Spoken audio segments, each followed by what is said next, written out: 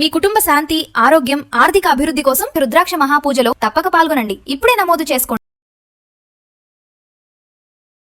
అమ్మా నమస్తే. నమస్తే అమ్మ జయలక్ష్మి. అమ్మా, కళలో ఏం కనిపిస్తే మంచిది, ఏం కనిపిస్తే దాన్ని మనం చెడుగా భావించాలి? ఈ కళలకు సంబంధించి చాలా గొప్ప శాస్త్రమే ఉందమ్మా. మన ఋషులు రాసినవి ఉన్నాయి, సిగ్మండ్ ఫ్రాయిడ్ వాళ్ళు రాసినటువంటివి ఉన్నాయి. వాటిల్లో చెప్పిందంతా చూడాలంటే ఆ శాస్త్రం అంతా చదవాలి. శాస్త్రం అంతా చదివేంత ఓపిక, తీరిక, దాన్ని నిత్యం ఎవరికి ఏం కళలు వచ్చాయి, దీని ఏది మంచి ఏది చెడు అని చెప్పేటటువంటి ఒక ప్రత్యేకంగా కూర్చుని చేసే పని కాదు కనుక చదవలేదు. కానీ ఎటువంటి కళలు వస్తే ఎటువంటి ఫలితాలు ఉంటాయి అన్నది ఫలితాంశంగా రామాయణంలో చెప్పింది ఏమున్నాయో అవి మాత్రం చెప్పగలుగుతాను నేను. రామాయణంలో కూడా రామాయణంలో ఉన్నాయి. కానీ అమ్మ, రామాయణంలో స్ఫురించని అంశం లేదని కదమ్మా. ఆయన వాల్మీకి మహర్షి స్పృశించనటువంటి అంశం అన్నది లేదమ్మా. అన్ని విషయాలు ఉన్నాయి. అప్పుడు ఉన్నటువంటి నాగరికత, ఆ నాగరికతలో ఎన్ని శాస్త్రాలు ఉన్నాయి, ఆ శాస్త్ర విషయాలు ఏమున్నాయి, అందులో చాలా మందికి అన్ని తెలుసు. పైగా చదువుకునే వాళ్ళు కూడా అందరికీ తెలిసి కూడా ఉండేవి. అంటే ఏ అంశం గురించి మాట్లాడినా ముఖ్యంగా మీరు రామాయణంలో నుంచి ఎగ్జాంపుల్ తీసుకొని చెప్తూ ఉంటారు.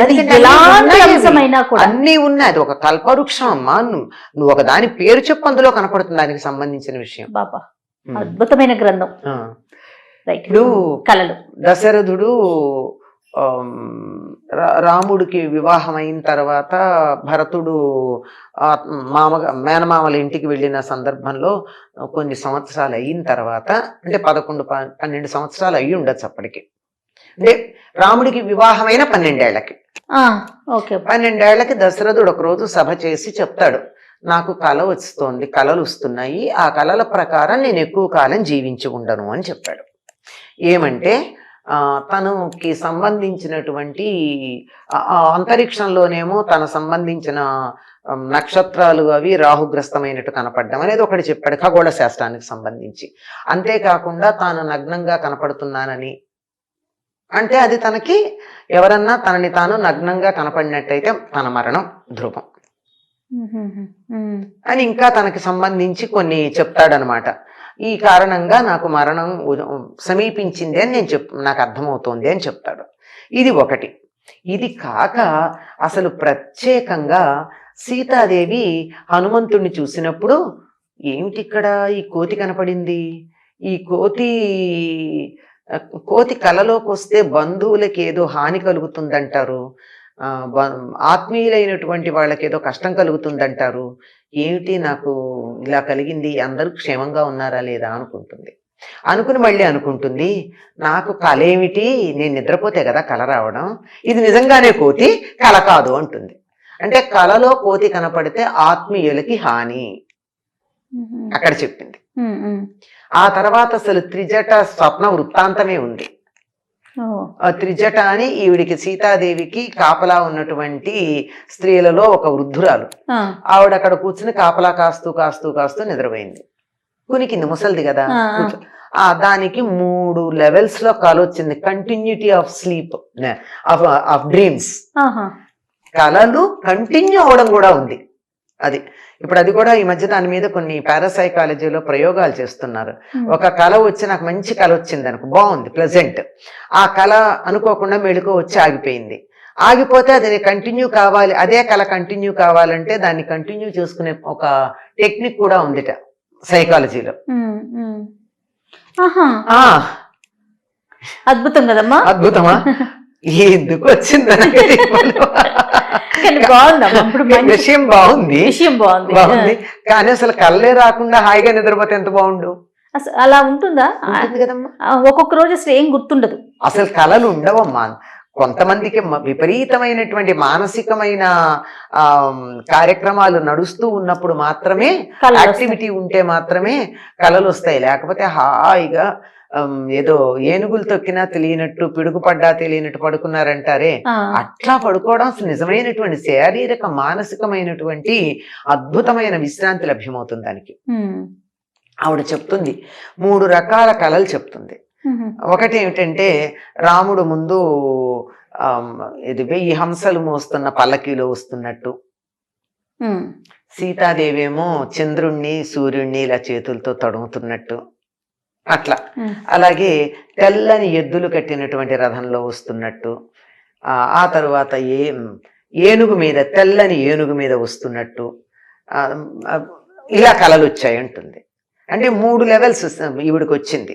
ఈ 3 కూడా శుభం. తెల్లని వస్తువులు వస్తే శుభం, తెల్లని ఎడ్లు ఆబోతులు అవి వస్తే శుభం, తెల్ల ఏనుగు వస్తే శుభం, ఈ తెల్ల హంసలు శుభం. ఈ తెల్ల ఏనుగు అన్నది మనకి బుద్ధుడి చరిత్రలో కూడా కనపడుతుంది. మాయాదేవికి తెల్లని ఏనుగు వచ్చి వైశాఖ పూర్ణిమ నాడు తనలో ప్రవేశించినట్టుగా కాలుస్తే ఆ తరువాత ఈయన పుట్టాడు, సిద్ధార్థుడు పుట్టాడు అని చెప్తారు. అంటే మహానుభావుడైనటువంటి వాళ్ళు. ఇది చాలా శుభప్రదమైనటువంటి కళలుగా వీటిని చెప్తారు. ఇది అయ్యాక రావణుడి పరిస్థితి కూడా ఆ త్రిజట కళల్లో వస్తుంది. నూనె తాగుతున్నట్టు, జుట్టు విరబోసుకున్నట్టు, నల్లని స్త్రీ జుట్టు పట్టుకు ఈడ్చుకెడుతున్నట్టు, రథం మించి లాగితే తల్లకిందులుగా పడుతున్నట్టు, ఆ పడ్డవాడు వెళ్ళక్కడ ఆ మలం ఉన్నటువంటి గుంటలో పడ్డట్టు, అందులో పడ్డవాడు లేచి అలా నగ్నంగానే వికటాట్టహాసం చేసి పరిగెడుతున్నట్టు, ఇట్లా చెప్తూ ఇలా చెప్తూ ఈయన అలాగే పరిగెత్తాడు. ఆ తర్వాత ఆయనకు ఇంద్రజిత్తు వీళ్ళందరూ తమ్ముళ్ళు వీళ్ళందరూ కూడా అట్లాగే ఒకళ్ళు మొసలినెక్కి వెళ్ళినట్టు, ఒకడు దున్నపోతునెక్కి వెళ్ళినట్టు ఇట్లాంటి కళలు వచ్చాయి అని చెప్తుంది. ఇవన్నీ వాళ్ళ మరణాన్ని సూచించేవి అని స్పష్టంగా త్రిజట చెప్పింది. దీన్ని బట్టి మనకి ఏవి వస్తే మంచిది ఏవి వస్తే చెడు అనేది తెలుసు. ఆ తర్వాత విభీషణుడు కనపడతాడు. ఆ విభీషణుడు తెల్లని గొడుగు కింద తెల్లని ఏనుగునెక్కి ఊరేగెడుతున్నట్టు కనపడతాడు. అంటే అది చక్రవర్తి అవుతాడు అని ఆవిడే ఆ కళ యొక్క ఫలాన్ని చెప్పింది. అంటే తెల్లని వస్తువులు శుభం, ఏనుగలు మంచి ఎడ్లు ఆవులు హంసలు శుభం, దున్నపోతులు అంటే దాంతోపాటు గేదెలు కూడా అవి ఉంటాయి, అవి నల్లగా ఉండేటటువంటివి, మలము, నూనె, జుట్టు విరబోసుకున్నట్టు, ఇవన్నీ కూడా చెడు, నగ్నంగా ఉన్నట్టు, నగ్నంగా కనపడకూడదు, ఇలాంటివన్నీ మరణాన్ని సూచించేవి అని. కోతి కనపడితే బంధువులకు ఆపద నాశం కదా, ఆపదలు కలుగుతాయని. ఇట్లాంటివి మనకి ఈ కళల తాలూకా ఫలాలు కూడా చెప్పడం జరిగింది కనుక ఇవి జరిగినవి. అందువల్ల ఎటువంటి కళలు వస్తే బాగుంటుంది ఎటువంటివి అని. అయితే కళల గురించి చెప్పేటప్పుడు ఏం చెప్తారంటే వైద్యులు చెప్పేది ఏమిటంటే మనం తిన్న ఆహారాన్ని బట్టి దానికి ఫలం ఉంటుంది అన్నారు కళలకి. ఇప్పుడు స్వప్న శాస్త్రం గురించి చెప్పేటప్పుడు ఆరోగ్యకరంగా ఉన్నటువంటి వ్యక్తి సాయంకాలం భోజనం చేసిన తర్వాత 3 గంటల వ్యవధానం ఇచ్చి పడుకుంటే, పడుకున్న తర్వాత చాలాసేపటి తర్వాత వచ్చేటటువంటి కళ కంటే రాత్రి 12, 3, 4 మధ్యలో వచ్చేటటువంటి కళలకే ఫలితం ఉంటుంది. పడుకోగానే వచ్చింది, అవతల టీవీ పెడుతుంటే టీవీ సౌండ్ వినపడుతుండగా నాకు దానికి సంబంధించిన కళ వస్తే దానికి ఏం ఫలితం ఉండదు. గాఢంగా నిద్ర పట్టినప్పుడు వచ్చేది. అలా ఆ గాఢంగా నిద్ర పట్టకుండా వచ్చే వాటిల్లో కళలే ఉంటాయండి, కలవరింతలే ఉంటాయి. అంచేత వాటికి సగం నిద్రలో వచ్చే వాటికి ఫలితాలు ఉండవు, అట్లాంటివి ఉండవని చెప్పడం జరిగింది. ఆధునిక శాస్త్రజ్ఞులు చెప్పిన మాట నేను చెప్తున్నా, ఇందాక రామాయణంది చెప్పిందే కాకుండా. తర్వాత బాగా గనక పీకల దాకా తిని ఎక్కువ సమయం ఇవ్వకుండా పడుకున్నారు అనుకోండి, ఎవరో గుండెల మీద ఎక్కి తొక్కుతున్నట్టుగా కాలొస్తుంది, అంటే ఊపిరి సరిగ్గా ఉండదు. ఇది చాలా కళలు మన ఆరోగ్యాన్ని బట్టే వస్తాయి. మనం తిన్న ఆహారం, మనం అంతకు ముందు చేసినటువంటి పనులు, ఆ కళలకి ఫలితాలే ఉండేవి. వాళ్ళ పగలు జరిగిన సంఘటనలు రాత్రి కళలోకి వస్తే, వాటి కొనసాగింపు ఏదన్నా వస్తే దానికి ఫలితం లేదు. అంటే దాని గురించి మనం ఆలోచించాల్సిన అవసరం లేదు.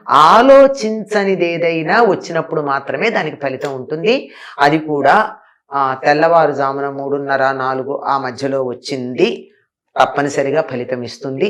కొద్ది రోజుల దాని సమయాన్ని బట్టి, వచ్చిన దాన్ని బట్టి, మన పరిస్థితిని బట్టి 6 నెలల్లో ఫలితం వస్తుందా, 3 నెలల్లో ఫలితం వస్తుందా, దానికి లెక్కలు కూడా చెప్తారు. 3 రోజులు కావచ్చు, 3 నెలలు కావచ్చు, 3 సంవత్సరాలు కావచ్చు ఫలితానికని. స్వప్నాల వెనుక ఇంత చాలా ఇది వెనక చాలా ఉంది. వెనకది చెప్పట్లా, నేను ఊరికే ఉన్నది పైన ఉన్నది చెప్తున్నాను. చాలా పెద్ద శాస్త్రం స్వప్న శాస్త్రం కూడా. మనకు తెలిసినంత వరకు ఉన్న మనకి సమాచారం. తెలిసినంత వరకు ఇది సమాచారం. పాములు బాగా కలలోకి వస్తున్నాయి అంటే ఏవో కోరికలు తీరలేదు అని అర్థం.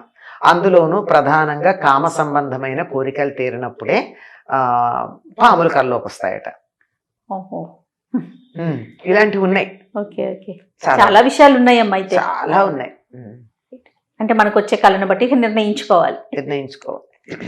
రైట్ అమ్మా, నమస్తే.